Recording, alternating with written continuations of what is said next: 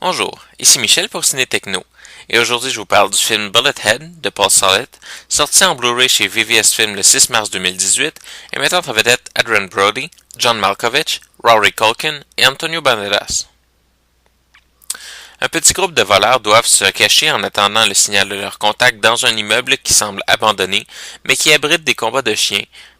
Ils seront pourchassés par un molosse et devront choisir entre risquer de se faire prendre et rester dans l'immeuble où le chien et l'arrivée possible du propriétaire sont des menaces constantes. Il est difficile parfois de bien comprendre l'angle d'un film, de savoir où le réalisateur ou l'auteur voulait en venir. Bullethead en est l'exemple parfait.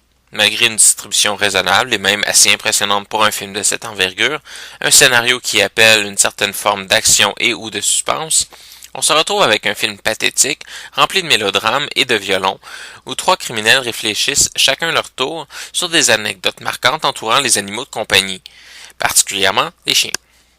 Le scénario est taché avec amateurisme, sans fluidité, on comprend que tout le scénario n'est qu'un prétexte pour que les trois hommes se fassent des monologues et que l'on puisse placer des flashbacks.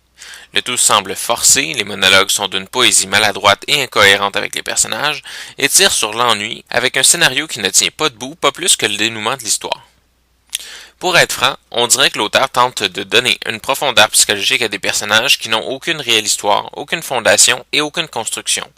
Considérant les acteurs, j'imagine qu'il faut blâmer la direction d'acteur et l'auteur. Le seul qui semble s'en tirer un peu est Rory Culkin, qui semble avoir réussi à percer un peu plus la superficialité de son personnage en travaillant le côté héroïnomane. Mais pour le reste, ce sont des acteurs en train de lire un texte qu'ils ne semblent pas comprendre, avec raison. Les scènes de chiens en animation par ordinateur, extrêmement visibles, ne servent en rien le film. Même si cela n'aurait pas aidé la qualité de l'écriture ou la réalisation du film, on aurait grandement aidé les effets spéciaux et l'atmosphère réflexive en tournant le film au milieu de la nuit plutôt qu'en plein jour.